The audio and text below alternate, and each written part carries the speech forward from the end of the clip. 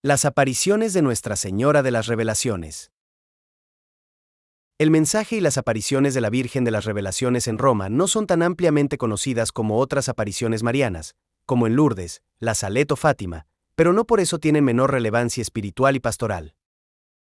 De hecho, son posiblemente igual de importantes, especialmente porque son una continuación y reafirmación de las revelaciones hechas en Fátima. Así como las apariciones en Lourdes dejaron un caudal de agua milagroso, en Roma Nuestra Señora dejó una cueva con tierra que también ha resultado en varios milagros, pero que anteriormente era un lugar de inmoralidad. En esta aparición no hubo un milagro público y tan grande como el milagro del sol, pero sí hubo una promesa cumplida de Nuestra Señora de la conversión de un hereje que quería matar al Papa, y como hizo de este vidente un verdadero mensajero para confirmar lo que dijo en Fátima. El 8 de septiembre de 1916, el día del cumpleaños de Nuestra Señora, nació Luigina Sinapi en un pequeño pueblo a unos 90 kilómetros al sur de Roma. Cuando cumplió los 16 años, Luigina se unió a las hijas de San Pablo en Roma, pero no pudo continuar ahí, debido a su mala salud. Poco después de regresar a casa, su madre murió repentinamente. Así que, a la edad de 17 años, se hizo cargo del cuidado de sus hermanos menores. Pero su salud continuó deteriorándose. Sufría terribles dolores abdominales, lo que la llevó a descubrir que tenía un tumor intestinal inoperable. El 15 de agosto de 1933 Luigina recibió los últimos sacramentos y ya estaba en lo que parecía ser su última agonía cuando de repente vio a Nuestro Señor junto a su cama, sonriéndole. Él dijo: «He venido a darte un hermoso regalo, mira». Al otro lado de la cama, Luigina vio a una hermosa mujer que le sonreía. Ella pensó que su propia madre había venido con Nuestro Señor para llevarla al cielo y le dijo: «Oh, te has vuelto tan hermosa en el cielo, madre, tanto que casi no te reconocí». El Señor le dijo: «Mira un poco más de cerca». Era Nuestra Señora. Jesús agregó: «Hemos venido a hacerte una propuesta. Eres libre de elegir, ¿quieres morir y ascender al paraíso? ¿O estarías dispuesta a ofrecerte como víctima por la Iglesia y por los sacerdotes?». Se le mostró la situación de la Iglesia y la condición espiritual de tantos sacerdotes que vivían en peligro de perder sus almas. Ella eligió quedarse y ofrecerse como víctima por la Iglesia y por los sacerdotes. Nuestro Señor entonces le dijo que iba a permanecer como una mujer laica en el mundo, y le dijo que Nuestra Señora sería su abogada y guía, que a menudo sería incomprendida, que sufriría mucho y que moriría sola.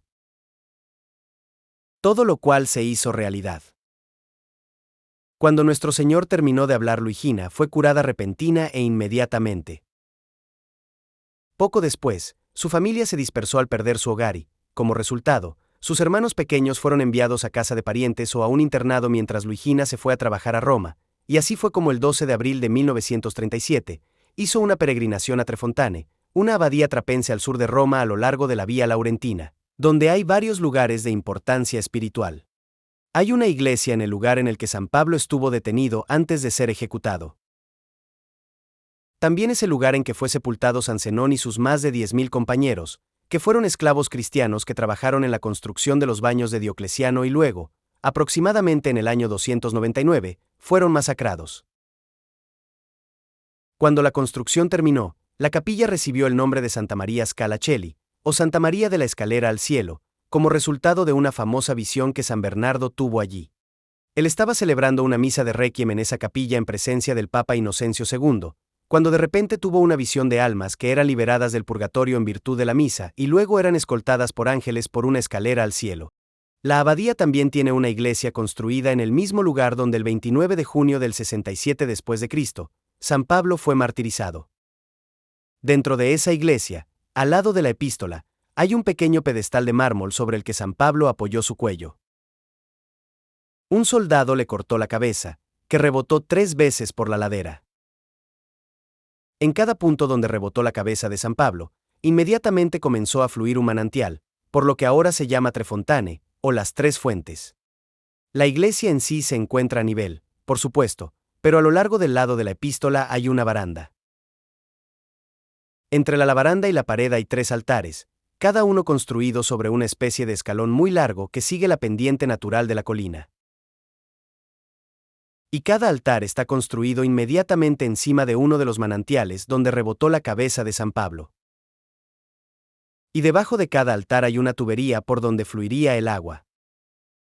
En el siglo XIX, los trapenses plantaron una gran cantidad de eucaliptos en el área que rodea a Trefontane. Luigina estaba caminando en un gran bosque de estos árboles en una colina cercana cuando su atención se vio atraída por una cueva de tierra en la que vio lo que parecían ser los restos de un bebé abortado. Diciendo una oración de misericordia y perdón, cavó una pequeña tumba y enterró los pequeños huesos. De repente, Nuestra Señora se le apareció. Y envuelta en una gran luz, Nuestra Señora le dijo a Luigina: volveré a este lugar de pecado y convertiré y haré uso de un hombre que combate a la Iglesia y que deseará matar al Papa. Ve a la plaza de San Pedro y allí encontrarás a una señora vestida de negro que te llevará a su hermano, que es cardenal. A él le transmitirás lo que acabo de decirte. Y también debes decirle que pronto será Papa. Luigina hizo lo que se le ordenó. Fue a la plaza de San Pedro y se encontró con la mujer vestida de negro. Era la marquesa Elisabetta Pacelli. La marquesa luego presentó a Luigina a su hermano, el cardenal Eugenio Pacelli.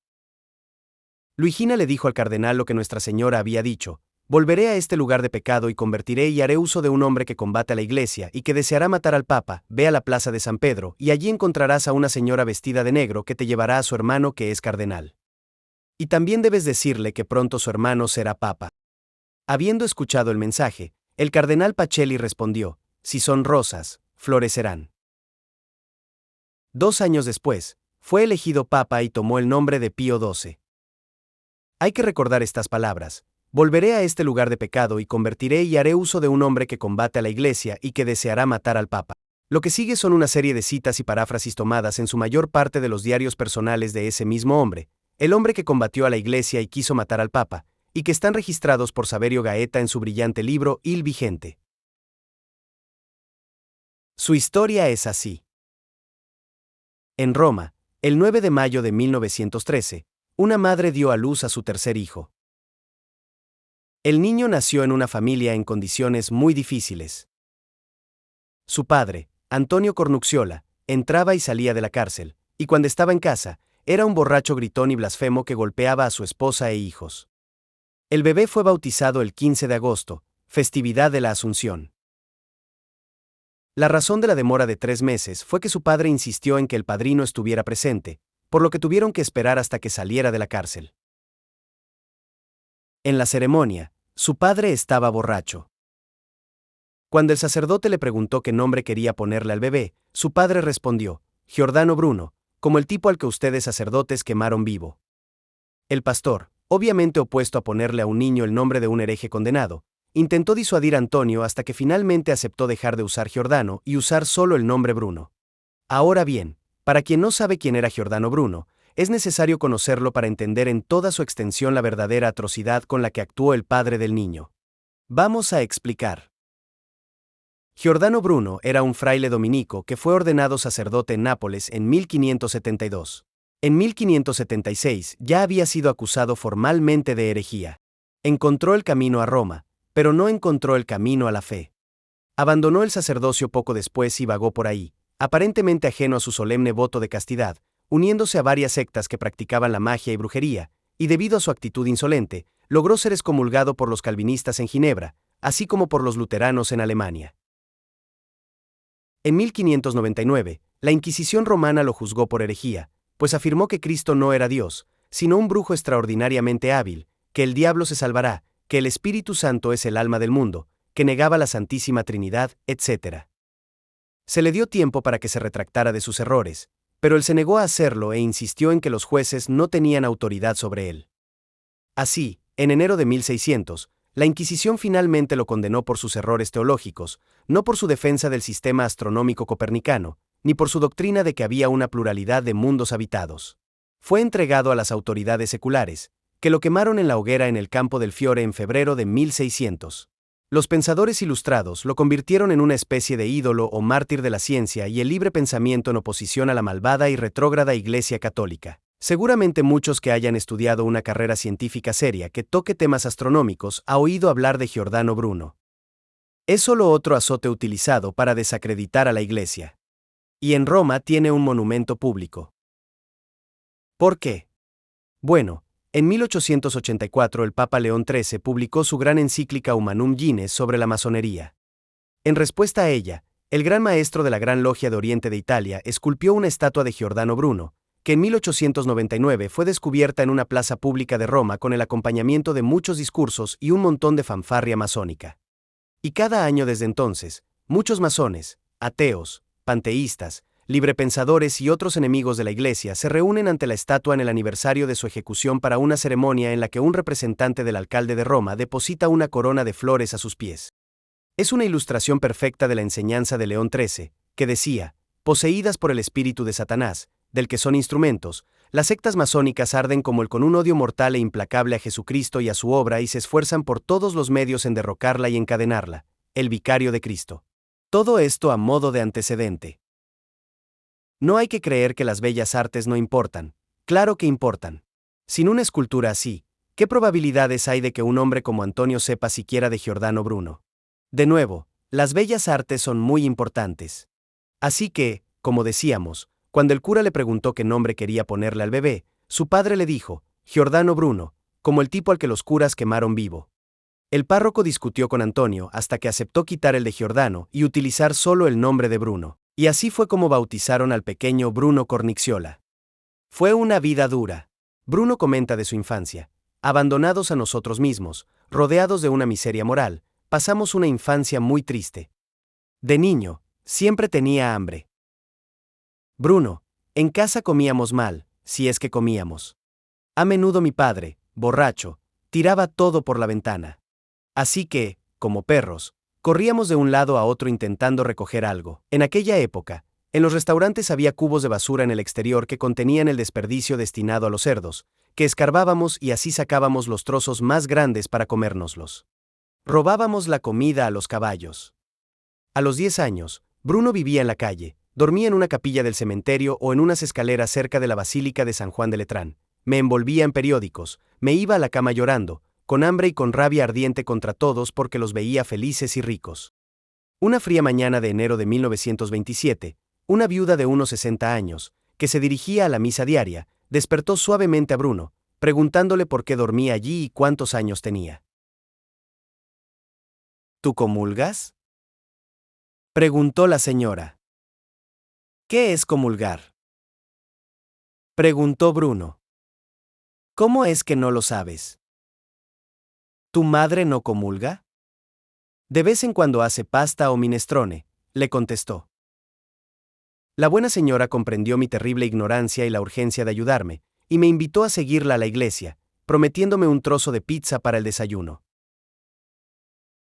A pesar del hambre que tenía, no pude recibir mejor regalo de toda esa charla, de la cual solo entendí una palabra: pizza. Además de asegurarse de que desayunara, la viuda llevó a Bruno a una clase de catecismo que un sacerdote impartía a los niños más abandonados. Aprendió las oraciones básicas durante el retiro, como preparación para la confirmación y para la Sagrada Comunión. Cuando el sacerdote predicó una meditación sobre el amor a Nuestra Señora, invitó a todos los niños a arrodillarse ante el cuadro de Nuestra Señora en su altar. Bruno recordó más tarde: miré a la Virgen Madre. Pensé en su amor y lo comparé con el de mi madre, qué diferentes eran y qué feliz sería un hijo de esa madre. Y le dijo en su corazón: si realmente eres mi madre, llévame contigo.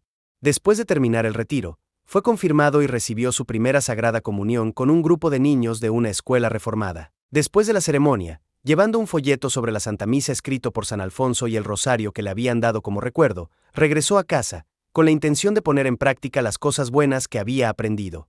Encontré a mi madre en lo alto de la escalera, agitada delante de la estufa en medio de una nube de humo, preparándose para dar de comer a mi padre. Apenas me vio, me reprendió porque no me había visto desde que me había escapado. El confesor me dijo que no debía ser motivo de preocupación para ti y para papá, y que debía pedirte perdón. Así que te pido que me perdones por todo el mal que te hice. Los puñetazos, las bofetadas y los mordiscos que te di. Te pido que me perdones por romperte el dedo. Su madre le dijo: ¿piensas todavía en esas cosas? Dame tu mano. Y le dio una patada a Bruno que lo hizo rodar por las empinadas escaleras. Bruno se enfadó y volvió a ser el mismo de antes, lleno de blasfemias. Tiré el libro y el rosario porque no tenía piedras a mano, me fui de casa. Dormía donde podía y comía cuando podía. La miserable situación en la que me vi obligado a vivir sin poder ver la más mínima salida y la convicción de que la sociedad burguesa era la única responsable de mi miseria y de mi infelicidad me llenaron de odio y de deseos de venganza. A los 20 años consiguió su primer par de zapatos de verdad, ropa nueva y un abrigo nuevo al ingresar en el ejército. Regresó a Roma en septiembre de 1935 y se comprometió con Yolanda Logato, a quien conocía desde pequeño. Discutieron sobre la boda. Bruno quería una boda laica y Yolanda insistió en que fuera por la iglesia. Finalmente aceptó casarse en la sacristía, lo que se llevó a cabo en marzo de 1936. Después de la ceremonia, Bruno fue a casa de su suegro para recoger el baúl de Yolanda con algunas sábanas y ropa. Luego, como viaje de luna de miel, los dos recién casados caminaron hasta la plaza donde vivían los padres de Bruno y la familia de su hermano Mario en dos cabañas adyacentes. Entre los dos edificios había un espacio de 5 pies de ancho por 6 pies y medio de largo cubierto con una lona, en la que instalaron una cama hecha con un par de tablones de madera, cubierta con una bolsa rellena de hojas de maíz. Los recién casados se sintieron como en casa. Bruno comenzó a asistir a reuniones clandestinas del Partido Comunista, y pronto lo convencieron de convertirse en espía. Así que se alistó como voluntario en la misión del ejército italiano que el gobierno de Mussolini estaba organizando para apoyar a Franco, el lado católico, en la Guerra Civil Española. España había caído bajo el control de los comunistas, y el gobierno español tenía el apoyo de Stalin. Bueno, Franco era el líder de las fuerzas que luchaban contra los comunistas. La misión de Bruno era pasar información sobre las fuerzas de Franco a los comunistas. Luchó en muchas batallas y también traicionó repetidamente sus votos matrimoniales. Durante este tiempo, se hizo amigo de un soldado alemán llamado Otto, quien le habló a Bruno sobre el Señor y la Biblia. Un día, Bruno le pidió a Otto que entrara con él en la iglesia católica. Otto se negó y dijo: no entraré en esa sinagoga de Satanás, en ese teatro de marionetas donde hay muchos hombres que dicen ser enviados por Dios y que inventan tantas estupideces. Bruno se quedó asombrado al oír este lenguaje salir de la boca de alguien que le había estado diciendo que creyera en Jesucristo. ¿Qué estás diciendo? Dices las mismas cosas que oí en mi casa cuando era niño. Blasfemias e insultos al cura, al que llamábamos cucaracha. Otto explicó: soy protestante. Estamos en contra de las afirmaciones de la Iglesia Católica, empezando por la confesión, que es la invención de los sacerdotes para espiar. Y luego también estamos en contra de la misa, la Eucaristía, la Inmaculada Concepción, etc. Otto continuó: ¿sabes quién está pagando esta guerra que estamos librando? Es la bestia del Apocalipsis, el número 666. Esta bestia, que se alimenta de la idolatría, que es responsable de la ignorancia de los pobres, que trae miseria a la gente y paga guerras y revoluciones, está en Roma, en el Vaticano. Es el Papa que se sienta en el trono de Dios, mostrándose, diciendo que es Dios. Bruno: tuve un pensamiento asesino. Si él es responsable de tanto mal, lo mataré. Entré en una tienda que vendía cuchillos y compré un pequeño puñal afilado con mango de hueso y vaina, y grabé: muerte al Papa en la hoja. Y me dije a mí mismo: si por casualidad me encuentro con la bestia en Roma, juro que salvaré al pueblo matándolo. En junio de 1939, Bruno regresó a Italia y fue recibido por su esposa y su pequeña hija, Isola. Bruno, en cuanto me vio, me abrazó y entre lágrimas me dijo: Nuestra Señora de Pompeya te trajo a casa a salvo. ¿Pero qué estás diciendo? He vuelto solo, le dijo Isola. No, es por las oraciones que Isola y yo hemos puesto aquí delante del cuadro de Nuestra Señora de Pompeya. Y Bruno respondió: hay que destruir todas las imágenes, rosarios y crucifijos y quemar todas estas cosas idólatras y diabólicas. Empezó a abrir cajones, a hurgar en los muebles, a buscar algún objeto religioso para destruirlo y quemarlo. Empezó por el cuadro de Nuestra Señora de Pompeya, el cual tiró al suelo, pisoteó, y después de aplastarlo, quemó la imagen. Después arrancó de la pared un crucifijo de madera, que rompió en pedazos y lo tiró a la basura. Encontró un trabajo modestamente pagado, pero estable, en la empresa de autobuses y tranvías de la ciudad. Alquiló un pequeño apartamento y todos los domingos iba a la iglesia evangélica bautista. Intentó convencer a su mujer para que se hiciera protestante también, pero a pesar de sus gritos y bofetadas, ella se resistió tenazmente. Un día le dijo: mira, Bruno, te seguiré si pruebas que la iglesia católica es falsa. ¿Por qué no haces la devoción de los primeros viernes de los próximos 9 meses, oyendo misa, te confiesas y comulgas? Si después de eso todavía quieres seguir con tu elección, te seguiré. Si en cambio el Señor quiere que cambies de opinión, volverás a la iglesia católica. Bruno aceptó su desafío con un juramento solemne e hizo la devoción del Sagrado Corazón de Jesús los primeros viernes de febrero a octubre de 1940. Al final del desafío, le dijo a su esposa que él seguía sintiendo lo mismo y que por lo tanto ella tendría que seguirlo.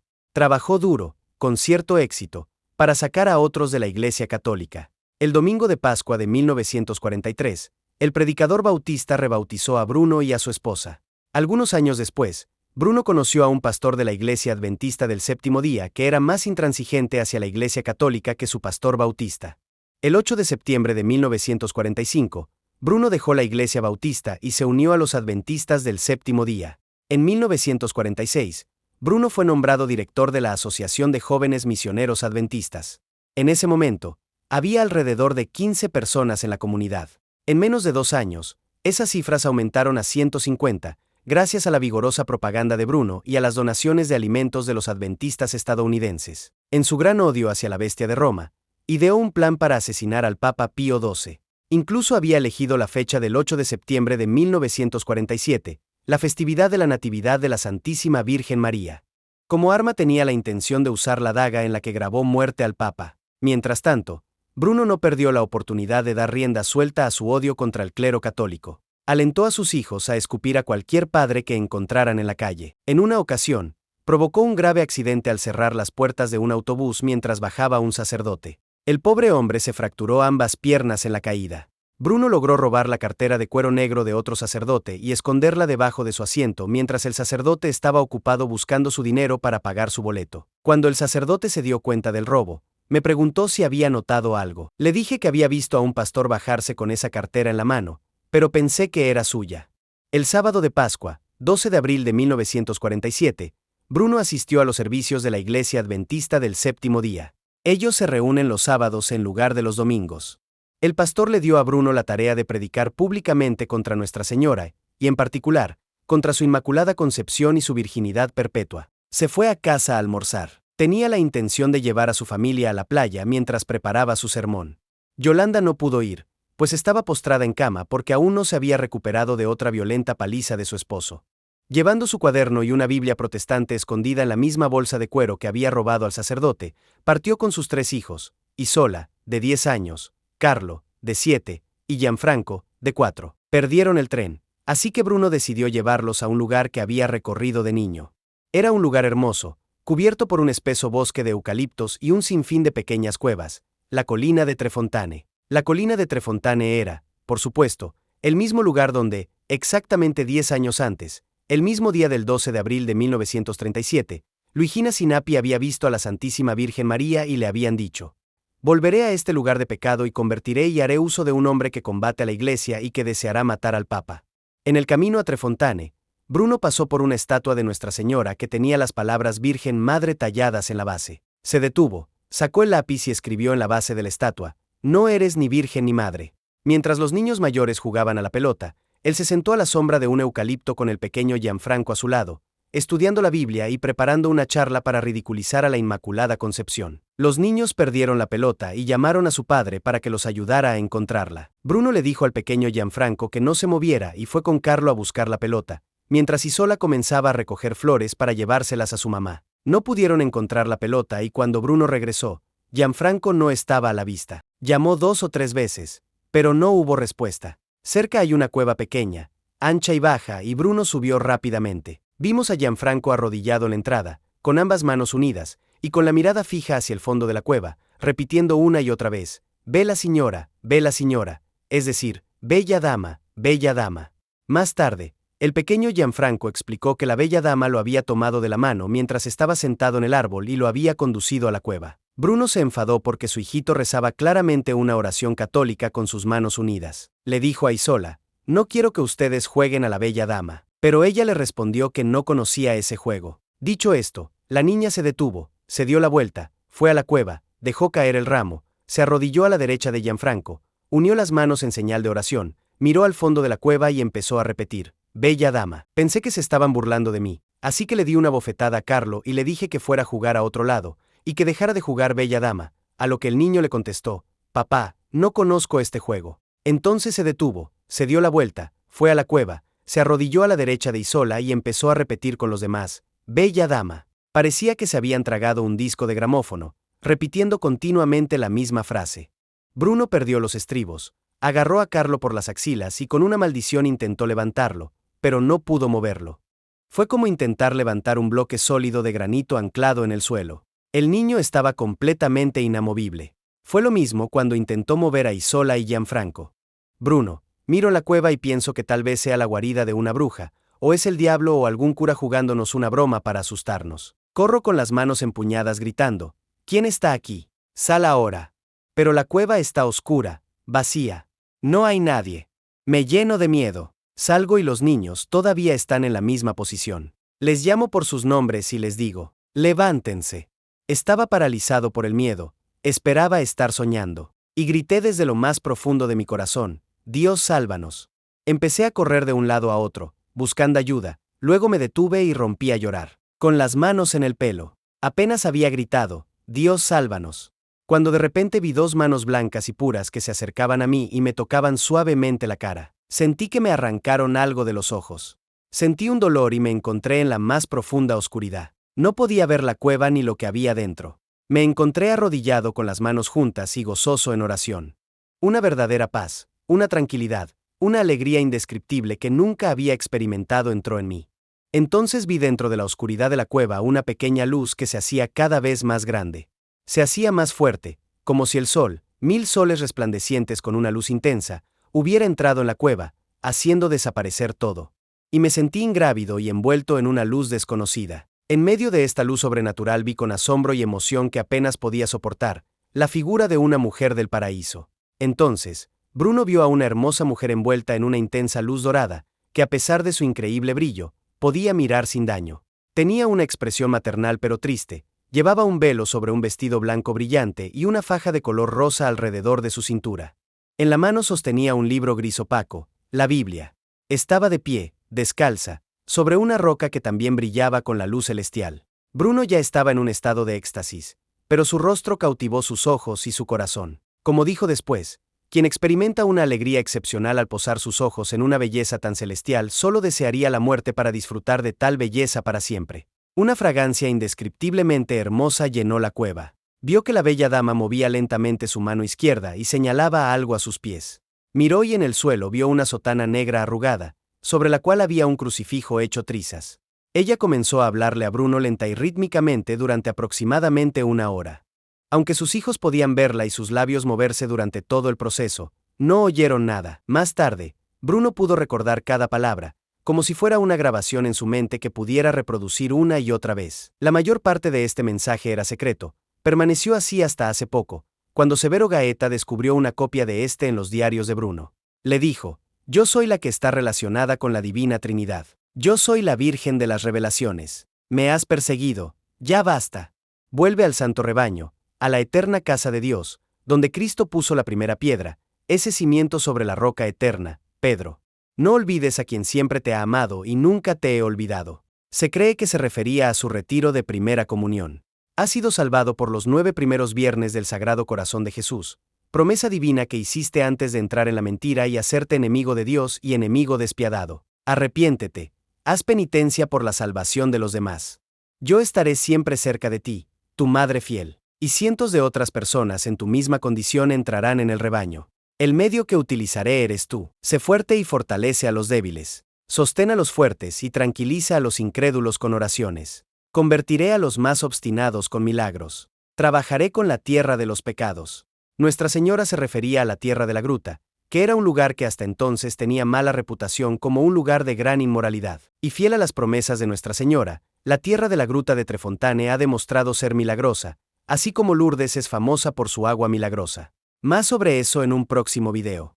Nuestra Señora, mañana tus amigos se convertirán en sus enemigos y se lanzarán contra ti para descorazonarte.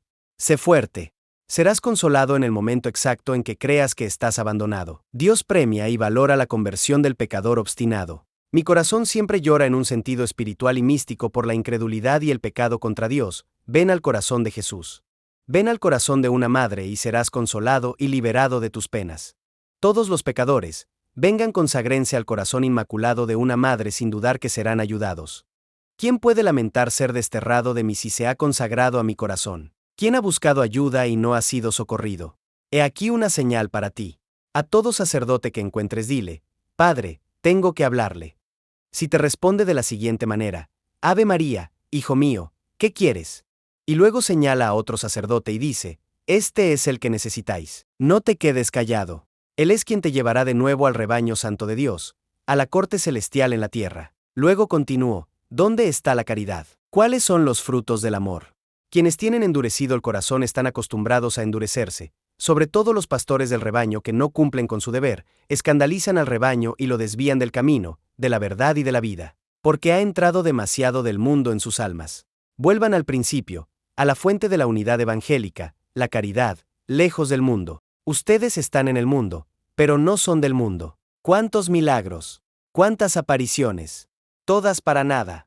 Alejados de la vida y de la verdad del Padre, que los ama. Tiempos difíciles vienen para ti. Y antes que Rusia se convierta y deje el camino del ateísmo, surgirá una tremenda y severa persecución. Oren para que se detenga.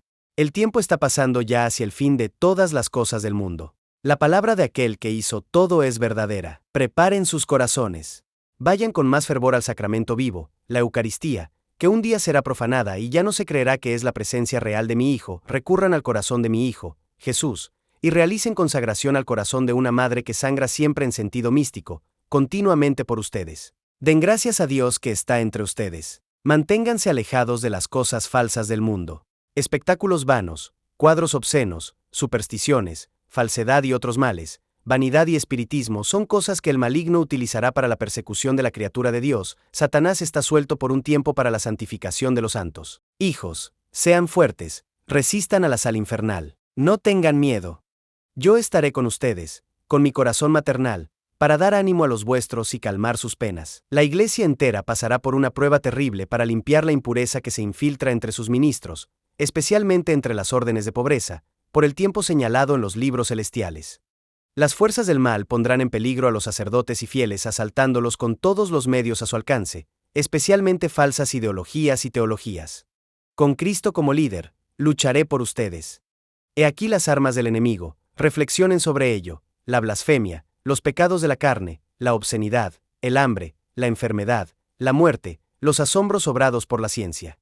He aquí las armas que les harán fuertes: la fe, la fortaleza, el amor, la rectitud, la constancia en el bien, el evangelio, la mansedumbre, la verdad, la pureza, la honestidad, la paciencia, soportarlo todo lejos del mundo y sus venenosos acompañantes. Pidan ser santos, hacer el bien y hagan sacrificios. Aléjense del mundo, mientras en el mundo vive. La humanidad está perdida porque ya no tiene quienes la guíen sinceramente en la justicia. Son tiempos terribles para todos. La fe y la caridad permanecerán intactas, si escuchan lo que les digo. Son momentos de prueba para todos ustedes. Permanezcan firmes en la roca eterna del Dios vivo. Yo les mostraré el camino por donde los santos salen victoriosos al reino divino. El camino es amor, amor y amor. El Espíritu Santo descenderá pronto sobre ustedes para fortalecerles si se lo piden con fe, para prepararlos y fortificarlos en el día de la gran batalla de Dios. Conserven el arma de la victoria, la fe. Ámense los unos a los otros anulando en vosotros mismos lo más hondo de la vanidad y del orgullo. Con humildad en los corazones,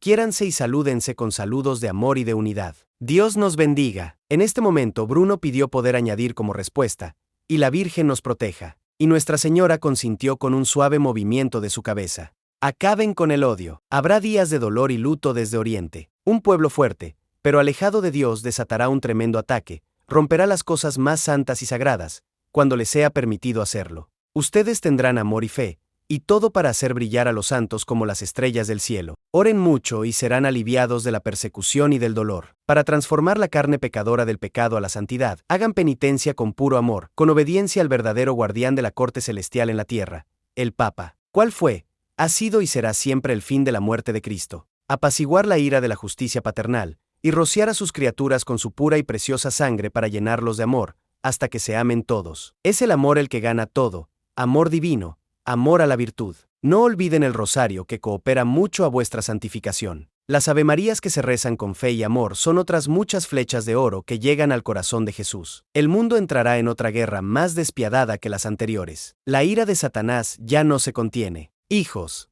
santifíquense. Ámense mucho y siempre. El oscurecimiento de la conciencia y el mal que aumentará les dará testimonio de la llegada de la catástrofe final. La ira se desatará sobre toda la tierra. La libertad satánica, que será permitida, traerá matanzas por todas partes. Estén unidos en el amor de Dios, que la única regla sea el Evangelio vivo. Sean fuertes en la verdad del Espíritu. El rebaño de Cristo es y será la salvación de todos los que quieran salvarse. Verán a los hombres arrastrados por Satanás a crear una coalición para luchar contra toda forma de religión. La más golpeada será la Iglesia de Cristo, para limpiarla de la inmundicia que hay en ella. Al final, muchos se convertirán por las muchas oraciones y por el retorno al amor de todos y por poderosas manifestaciones divinas. Se dará permiso por un tiempo a los que destruyen todo y a todos. Entonces el Cordero mostrará su victoria eterna. Destruirá el mal con el bien, la carne con el espíritu, el odio con el amor. La santidad del Padre, así llama la Virgen al Papa, reinando como soberano del amor divino, sufrirá mucho por un tiempo por un suceso breve,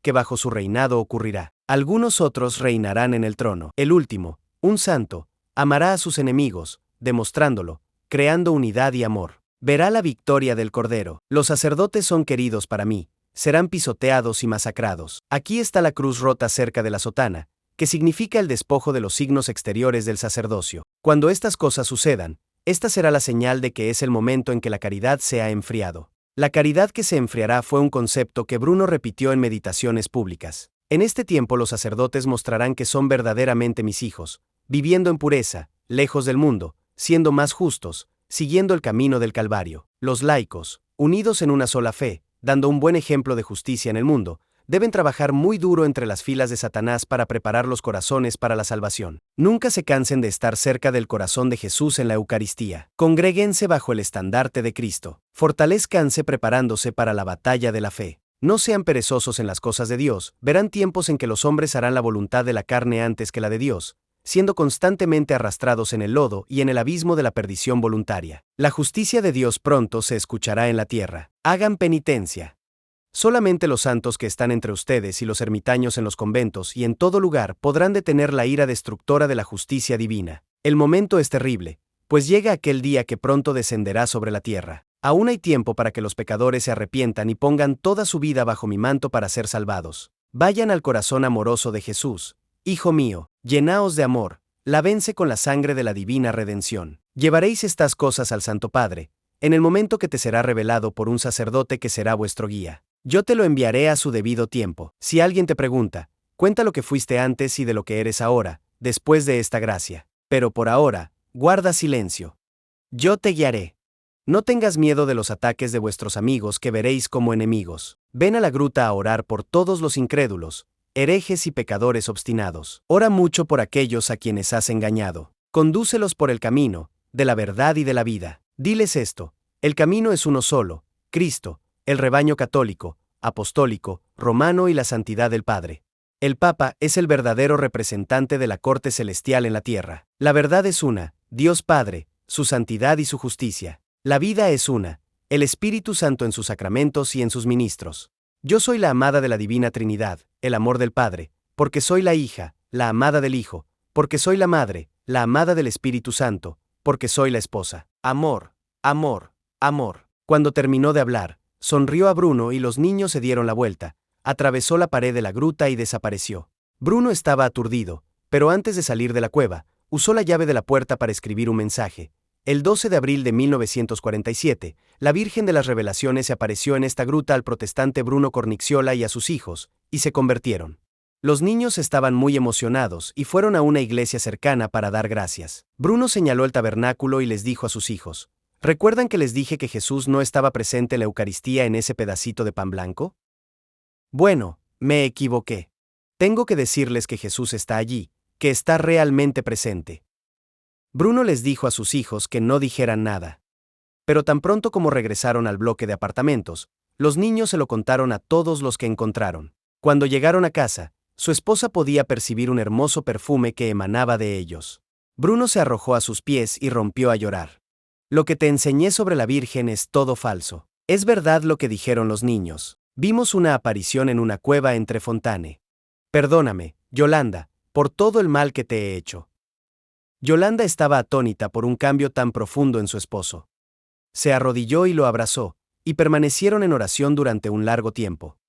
Nuestra Señora le había dado a Bruno un mensaje y una misión. Traerás estas cosas a la santidad del Padre, el Santo Padre, en el momento que te será revelado por un sacerdote que será tu guía. Te lo enviaré a su debido tiempo. Pero primero Nuestra Señora le dijo que tenía que localizar al sacerdote que había elegido para traer a Bruno de regreso a la iglesia. Ella le había dicho a Bruno: a cada sacerdote que encuentres, le dirás: Padre, tengo que hablarle. Si él responde: Ave María, hijo mío, ¿qué quieres? Y luego señala a otro sacerdote y dice: este es el que necesitas. No te quedes callado. Él es el que te traerá de regreso al santo rebaño de Dios, la corte celestial en la tierra. A la mañana siguiente, en obediencia a Nuestra Señora, Bruno comenzó a buscar a este sacerdote. Esta es, en realidad, una verdadera prueba por la que Nuestra Señora lo hizo pasar. En la década de 1940, había muchos sacerdotes en Roma. Bruno se topaba continuamente con los sacerdotes y repetía una y otra vez esta petición: Padre, necesito hablar con usted. Y luego, una y otra vez, el sacerdote no daba la respuesta correcta, lo que dejaba a Bruno allí de pie con cara de loco.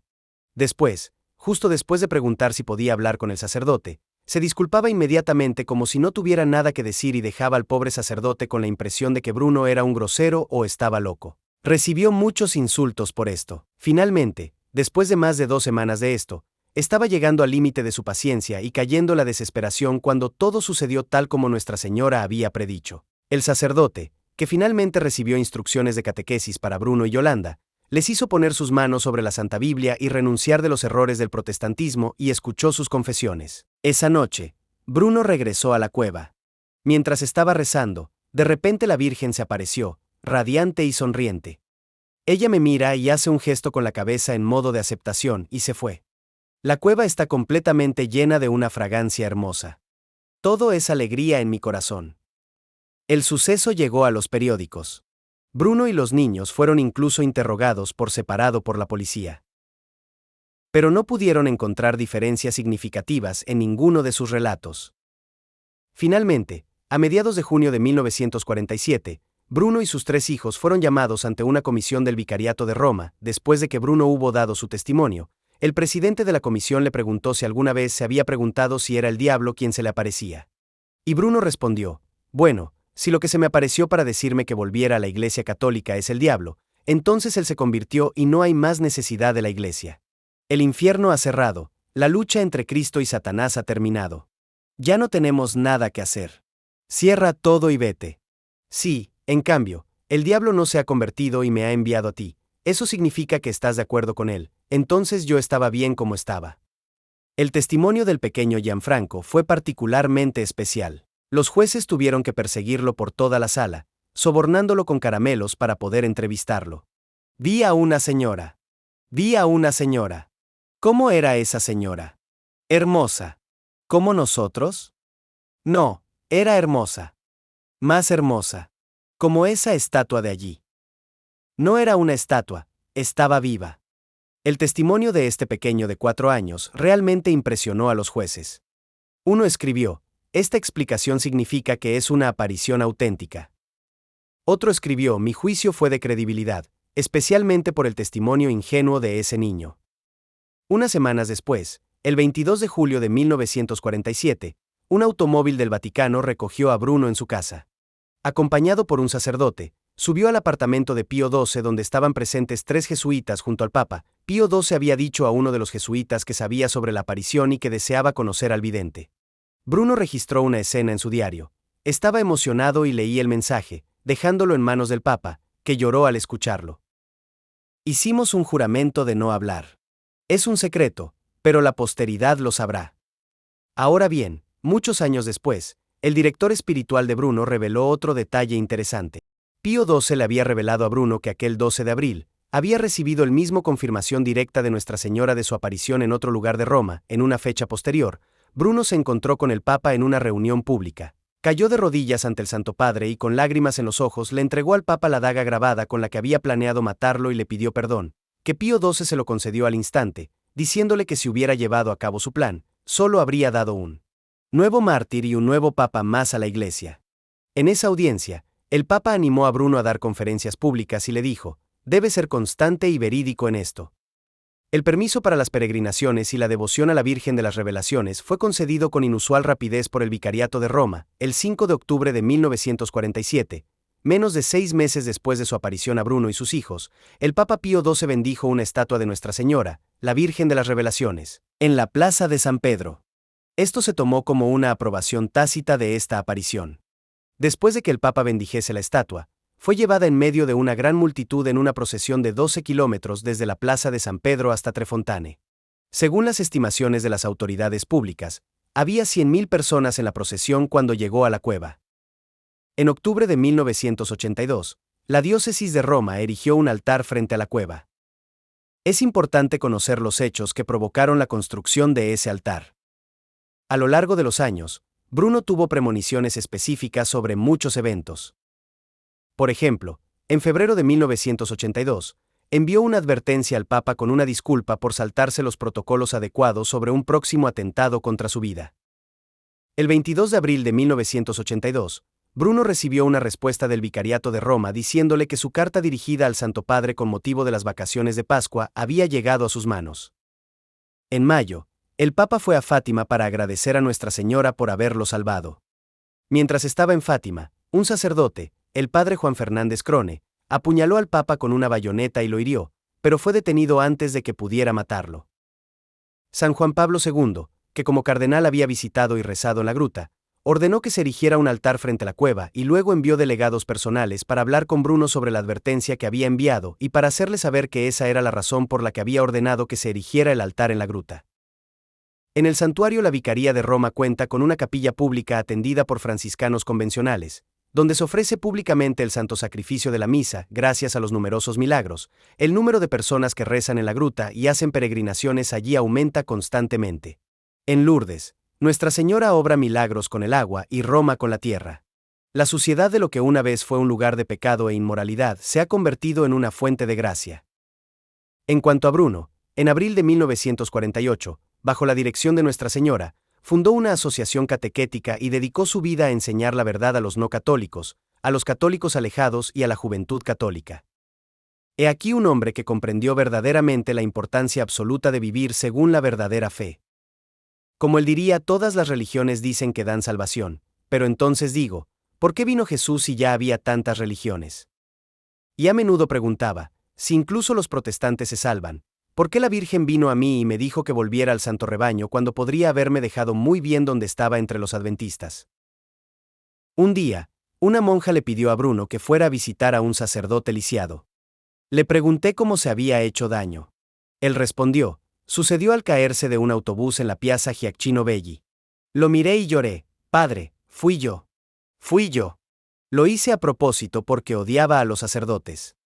Le ruego que me perdone por mi crimen. Me bendijo, nos abrazamos, lloramos los dos. Ese primer mensaje entre Fontane el 12 de abril de 1947 fue solo el primero de 60 mensajes, sueños y profecías que recibió periódicamente hasta unos meses antes de su muerte. Murió el 22 de junio de 2001. A lo largo de todo esto, siempre repitió a sus diversos directores y confesores que, los hechos anteriores deben creerse por pura fe humana y me someto a todo juicio de la Madre Iglesia. Echaremos un vistazo más de cerca a algunos de esos mensajes y milagros en otro video. En cuanto a Luigina Sinapi, Bruno no supo nada de su experiencia entre Fontane hasta después de su muerte. Ella tuvo una santa muerte en Roma en 1978. En 1987 se le apareció y le dijo, 12 de abril de 1937, debes ofrecerte como víctima por la conversión y santificación de los sacerdotes y religiosos que abandonaron el camino de la doctrina y la moralidad por cuya culpa muchas almas van al infierno.